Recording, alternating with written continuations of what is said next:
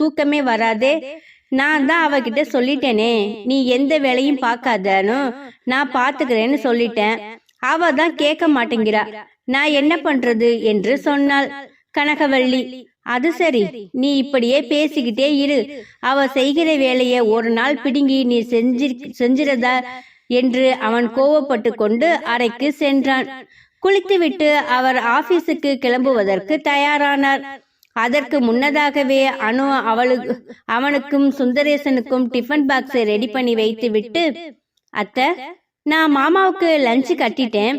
நீங்க காலையில டிஃபன் மட்டும் மாமாக்கு எடுத்து வச்சிருங்க என்று, எனக்கு காலேஜுக்கு டைம் ஆயிடுச்சு, நான் கிளம்புறேன் என்று சொன்னவள், சரி அனு, நீ பார்த்து போயிட்டு வா என்று அவள் சொன்னவள் அனு அப்படியே நின்று கொண்டிருக்கவும், என்ன அனு, என்னாச்சு, என்ன நின்னுட்டு இருக்க என்று கனகவள்ளி கேட்கவும், இல்லத்த, எக்ஸாம் வருது, எக்ஸாம்க்கு ஃபீஸ் கட்டணும்னு நேத்து மாமா கிட்ட சொல்லி இருந்தேன், காசு தரேன்னு சொல்லி இருந்தாங்க, அதான் நிக்கிறேன் என்று அவள் சொல்லவும், ஆமா, இந்த வீட்ல உனக்கு ஃபீஸ் கட்டியே அவர் நொந்து நூடுல்ஸ் தான் ஆக போறாரு. உனக்கு மட்டும் அப்பப்ப ஃபீஸ் கட்டுற டேட் மட்டும் எப்படிதான் வருதோ தெரியல என்று இவள் புலம்பிக் கொண்டிருக்கவும், சுந்தரேசனும் வெளியே வரவும் சரியாக இருந்தது. காலேஜுக்கு போற பிள்ளைய கிட்ட ஏண்டி நொய்யின்னு பேசிட்டே இருக்க? இந்தம்மா, இதுல 2500 ரூபாய் இருக்கு, நீ ஃபீஸ் கட்டணும்னு சொன்ன இல்ல, நீ கட்டிரி என்று அந்த பணத்தை சுந்தரேசன் அனுவின் கையில் கொடுக்கவும், அந்த பணத்தை வாங்கி தன்னுடைய பேக்கில் வைத்து கொண்டு, சரி மாமா, நான் போயிட்டு வரேன் என்று சொல்லி அவள் கிளம்பினாள். காலேஜுக்கு போகும் வழியில் அவள் நினைத்து கொண்டே சென்றாள், நான் அவங்க கிட்டயே இந்த காசெல்லாம்